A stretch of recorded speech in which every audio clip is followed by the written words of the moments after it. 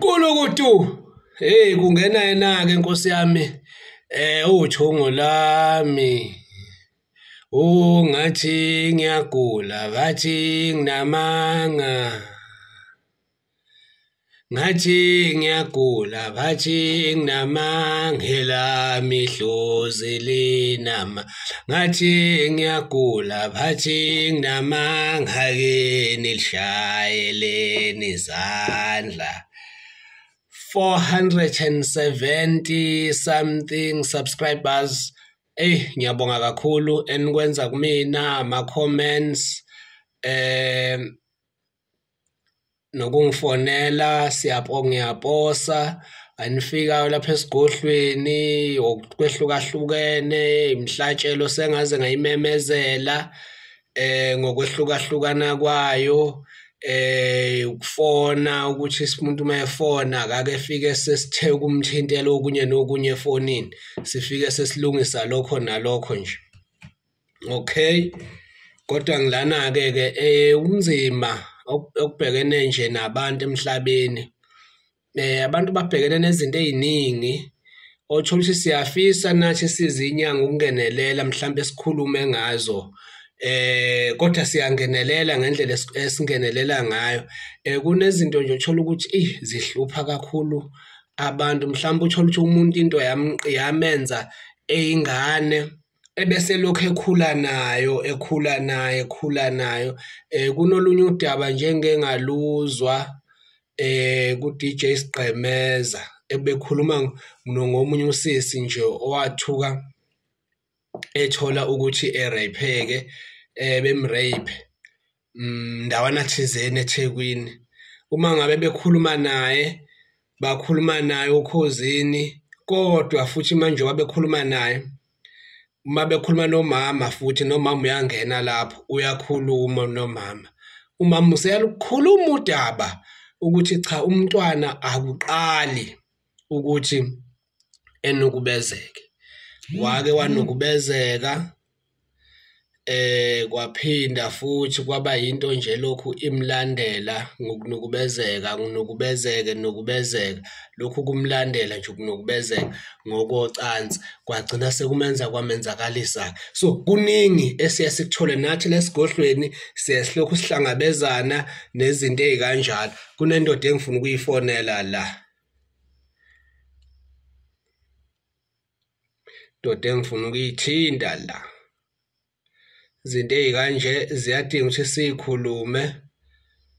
sikhulume sihlanganyele.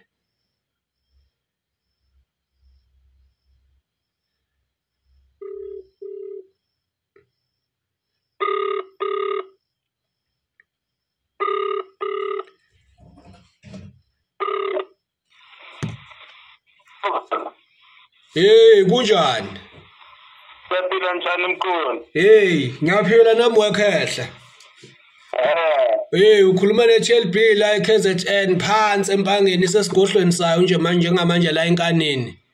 Yile mangena ikulukutu. Imingena ithi nje kulukutu. Hayi, ikingeneleke mkhulu nami. Sokwazani nje nomkhulu igama obuthi Mabunda. Umhlaba uMabunda umuntu akancane umuntu phela bonke abamcala igodlana lamanzi ubusimuzi ngoma yedwa ubusimuzi ubusayimizi yamadoda namhlanje uzovusa wakho umuzi mkhulu ngoma manje mkhulu ukuphinde kuhlangane futhi ke hayi mkhulu ukuhlangana nje phela sixhumane ukuthi hey izinto ziyenzeka kufanele ezinye zezinto sibuye sikhulume nathi ngazo ngoba phela sikwi society izinto ziyenzeka so bese sikhuluma nathi ngazo ukuthi abantu basizakala kanjani kuzona khehla. Kunjalo mkhulu kona kuyafuneka ngoba vele umsebenzi wethu kusiza abantu mkhulu kuyafuneka ukuthi nathi bakhona singakuphontela isivani nje vele siphonse ke. Mana ke mkhulu hey kunento la kodwa lento ingithinte kakhulu kanti ngiyangidile nami nalezi zinto ezikanje mkhulu lento ye-rape mkhulu kahle umuntu kusuka sekwenze njani ukuthi uthola ukuthi uma ekhula mhlawumbe ufike erapeke ethola ukuthi bayamrape mhlawumbe ekhaya umalume wakhe ubaba wakhe umfowabo kanjalo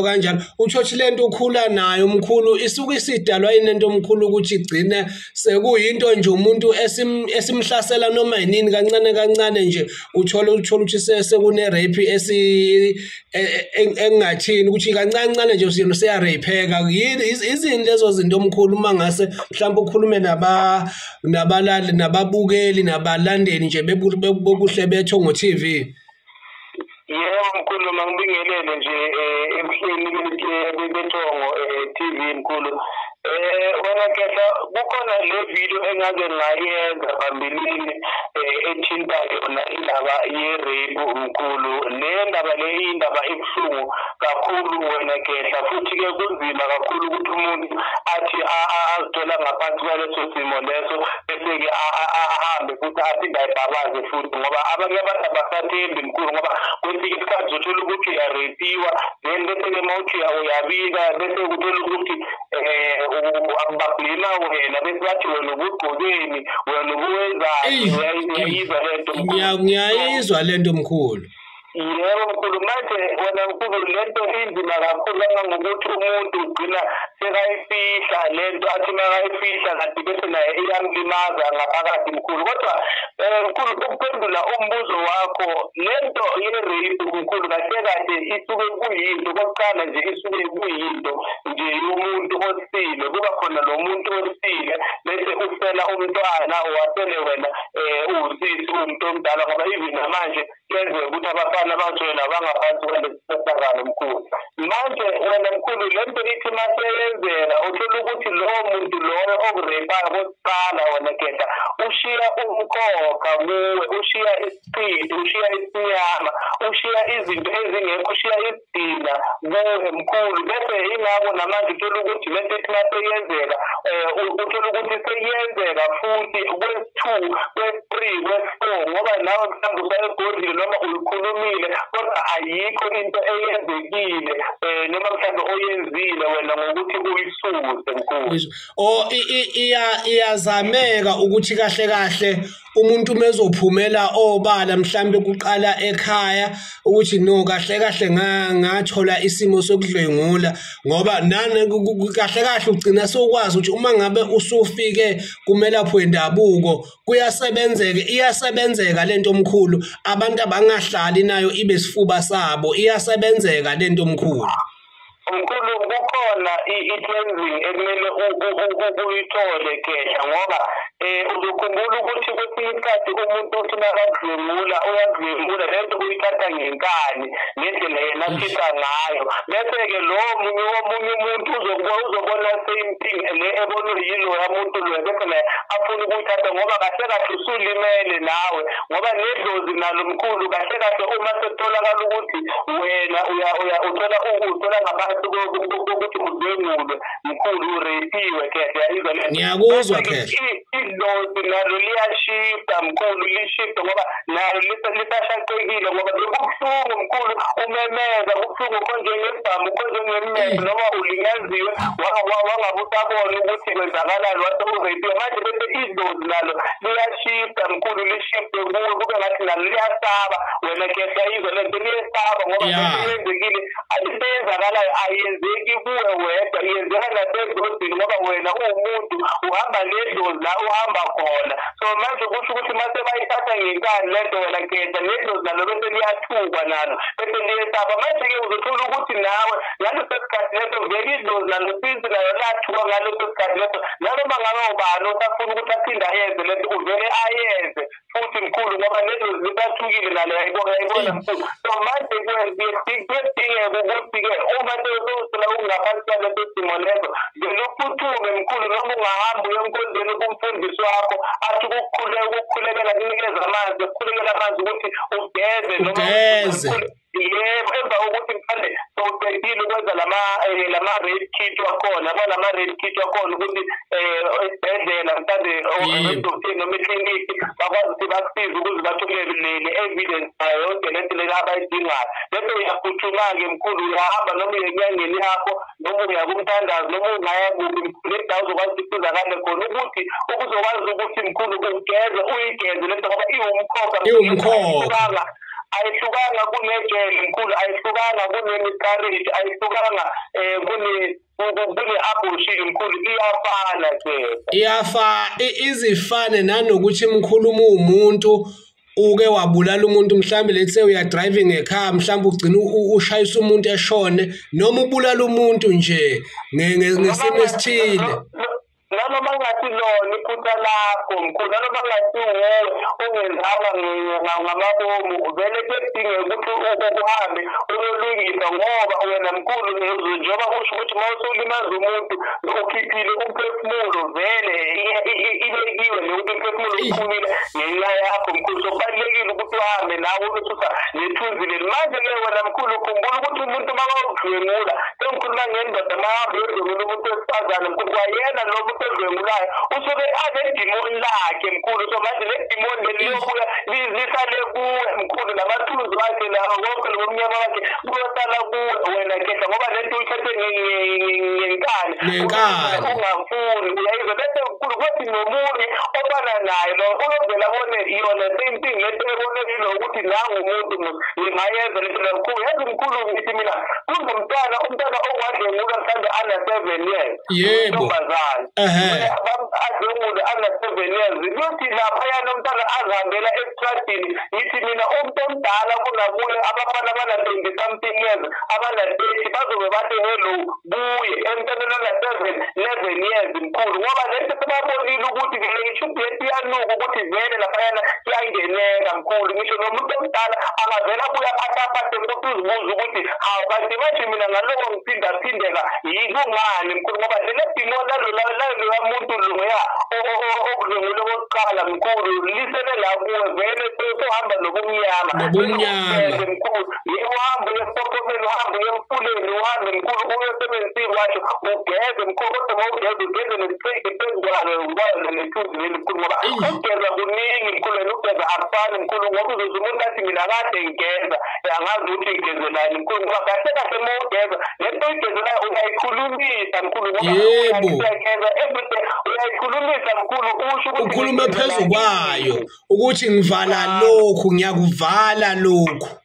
kunjalo mkhulu. Bese-ke uthinte nabantu abadala-ke labahamba nawo batshele ukuthi maniyazi ukuthi kwenzeka lokho okwenzekile nani nisasathekile nisathukile, ngiyacela ukuthi manje ningasaphinde ibuye lento kimi. Yebo wayibeka mkhulu, wayibeka. Okusho ukuthi kokunye mkhulu kuyaye kufuneka ukuthi noma umuntu engakuhlolela ethi inyanga imhlolela umuntu ithi hayicha kahle kahle kunamathunzi kanje ngoba kuye kwenzeka ukuthi ezinye inyanga nje uthi mhlawumbe uye ugehla luhloli kodwa uthi uzokwazi ukumnika izinto yokumgeza ebese fike esho ukuthi cha into engihamba ngayo ile ngake ngathinteka ngasimuthizeni ngenkani ngingenza kanjani ukuze lento lena ingangiphindi noma sekungiphinde kwaze kwaba kabili nakathathu ngingenza kanjani ngoba nalo muntu omkhulu phela osuke ekwenze lento mhlawumbe wayehambelana nesinyama sakhe njengoba kade uchaza nje mhlawumbe uhamba namakhehla kubo ayidlungula abafazi babantu ngeke wazi yonke leyo nto lena igcina isisala kuwena ukuthi nawe ke thola umuntu uthola laba bantu abazobe bekuhlwengula ke manje. Yabona mkhulu itopic enzima kakhulu lekhuluma ngayo namhlanje ngoba uthola ukuthi umuntu uyayenza lento mhlawumbe athole angaphansi kwe-rate mkhulu sayarepeka bese-ke uthola ukuthi uyathula nendaba uyasaba ukukhuluma ngoba vele into ethusayo kakhulu lena mkhulu inzima ngoba nabanye abantu bajike bese bayakujaja. So kubalulekile ukuthi umuntu abe nesibindi noma ahambe mhlawumbe nomuntu amthembayo ukuthi noma ngicela ungisize sihambe siyolungisa le ndaba emakhosini ayizwa lento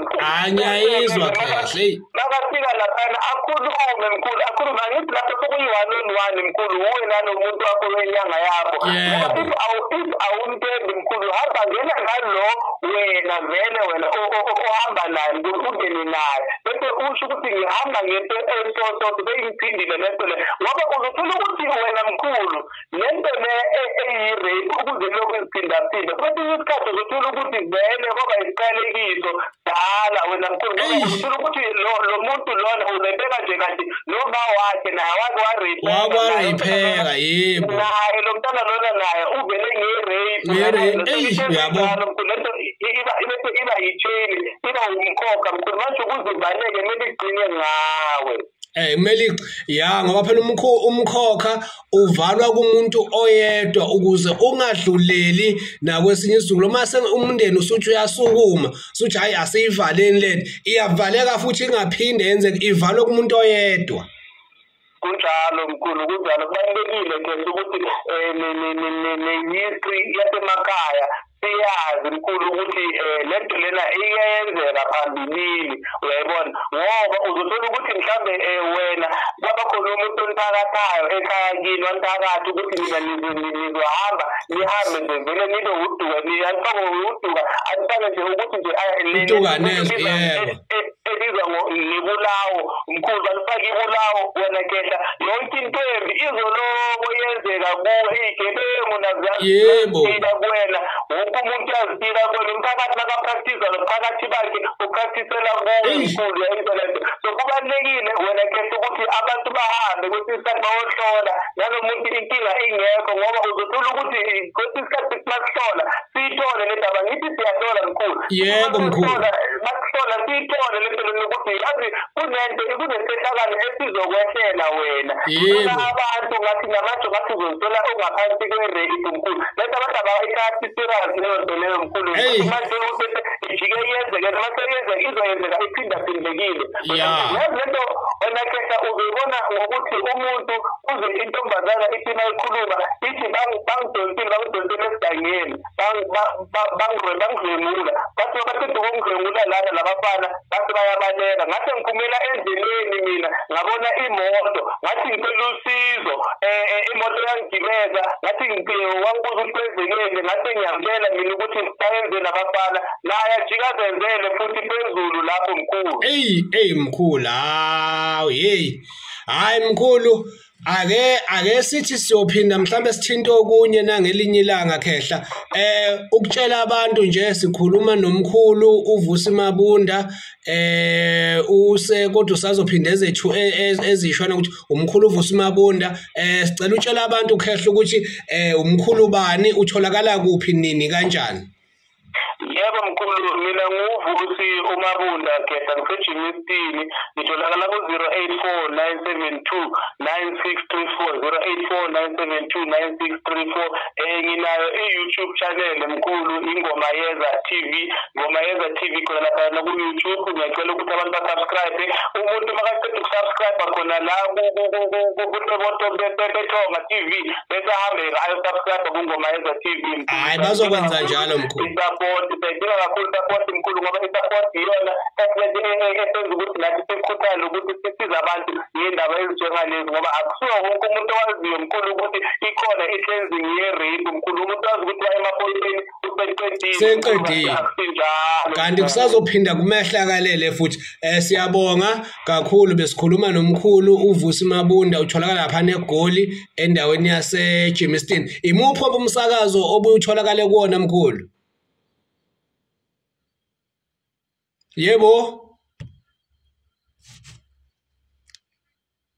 asatholani ke ayishuseshawe network lapha neGoli phela kube babuye behambisa ugesi thokozani ke bogogo nomkhulu besikhuluma nomkhulu uVusi Mabunda otholakala lapha neGoli eJimistini siyathokoza ke bogogo nomkhulu